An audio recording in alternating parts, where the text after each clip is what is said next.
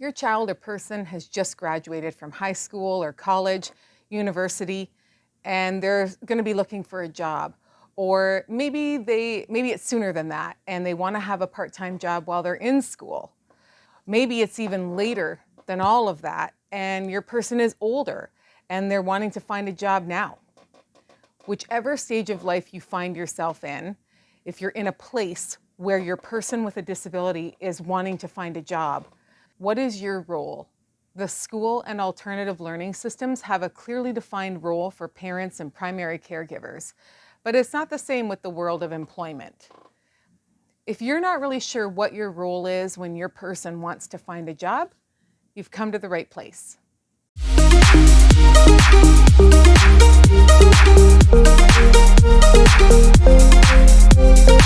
In all my years of helping people with disabilities to find and secure employment, I can tell you that the primary caregiver has a significantly important role, and you can never underestimate the value of that role.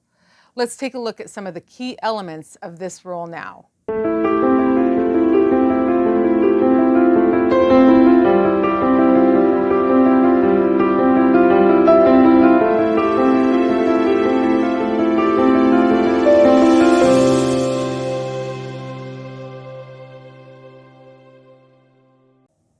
We're going to dive into these key elements a little bit more, but before we do, I want to tell you about our sponsor. The sponsor for this channel is Plots of Love. Plots of Love is a cemetery gardening and decor service in the Niagara region, and it's our aim to have one of the largest workforces made up of people with disabilities.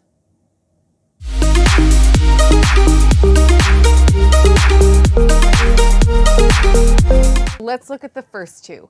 Initiation and preparation. You know your person best when it comes to them being able to take initiative and them being able to prepare for things. How does their disability impact these executive functioning skills? Taking initiative and preparing for things are going to be critical when you're looking at a job search. So whether it's yourself or the person with a disability, someone's going to have to be able to take initiative to get the ball rolling, and somebody's going to have to prepare for the things that are coming up.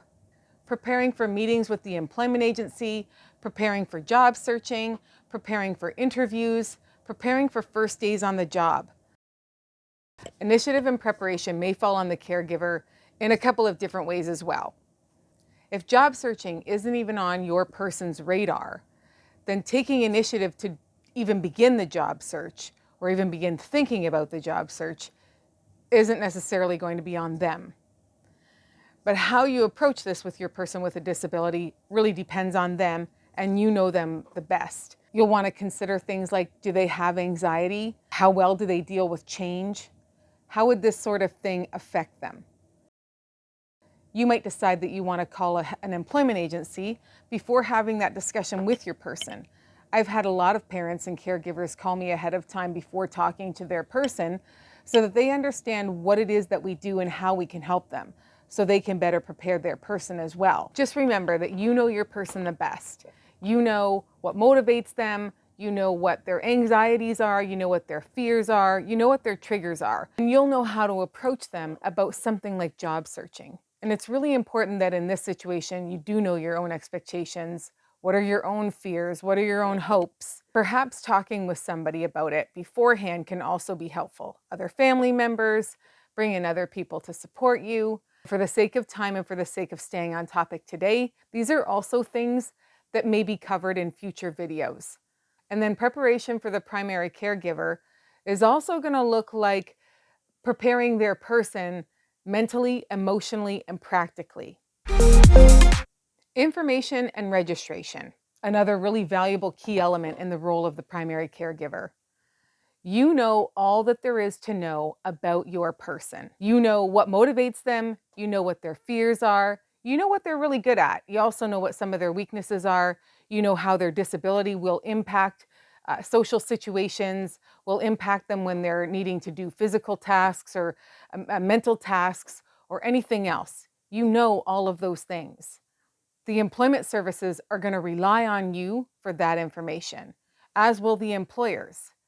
Usually the parent is sharing that information with the employment service, and then the employment service is sharing some of it, whatever's relevant with the employer, to make sure that your person is safe in the workplace, that they're able to do a good job, and that we create a successful employment experience. The information that you have is also really important at the registration stage. Should you decide to use an employment service to help your person with a disability secure employment, you'll provide a lot of information, weaknesses, strengths, disability information. How does that disability affect the person so that they know how it's going to affect them on the job?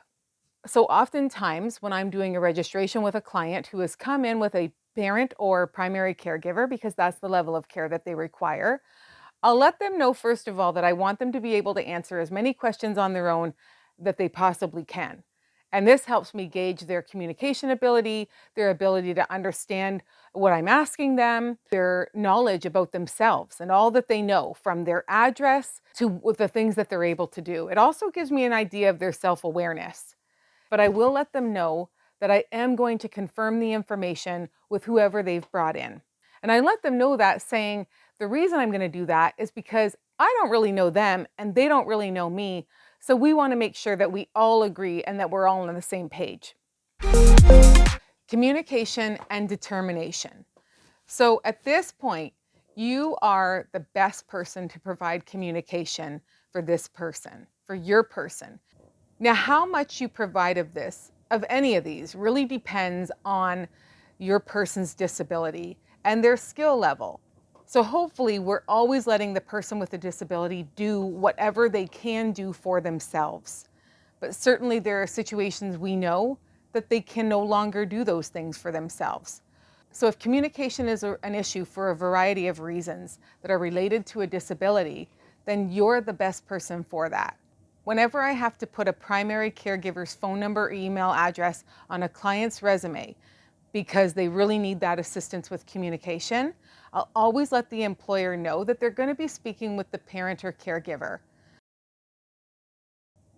Sometimes a client with a disability also has a hard time explaining or communicating when they've had or they're having a difficult time. Maybe they're still learning whether they can trust the employment service or trust the employer. Now, usually if you've dealt with an employment service, you're going to go through the employment service to get to the employer.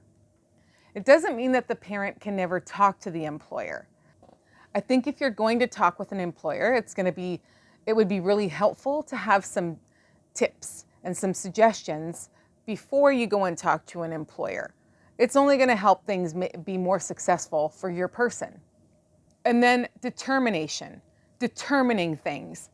Sure, determination is like motivation as well and taking initiation. But in this case, we're talking about decision making.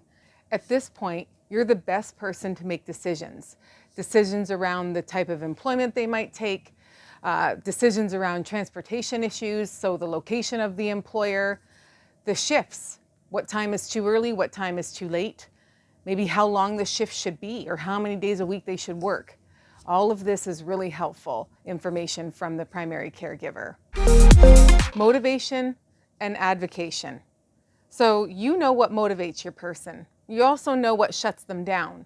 It's really important that we get this information as well. So what do they get really excited about? Or what could really demotivate them? What things do they like? What things don't they like? This is all really critical when we're possibly asking them to do something they may not even really want to do, like find a job. So you know this information and we really need it from you. And the other thing is with advocation. This is really important. We know that people with disabilities are very vulnerable. And so they need somebody to be their best advocate. And you really are that person. Employment agencies are really busy.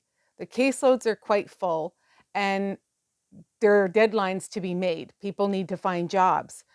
They need to get things done. So it's really helpful when our clients are able to pick up the phone and call us as well and make that connection. You're the best person to advocate for your person with a disability.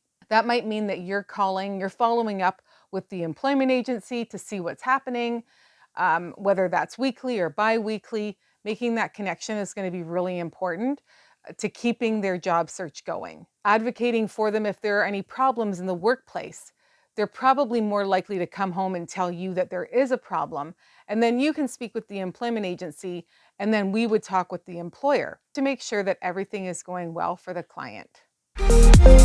Wow, we've really covered a lot today. So I hope that you feel empowered and secure that you have an incredibly valuable role in the life of your person with a disability that would like to find and secure employment.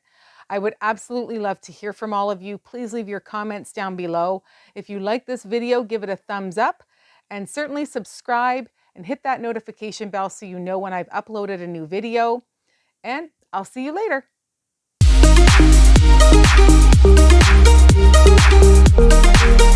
Thank you.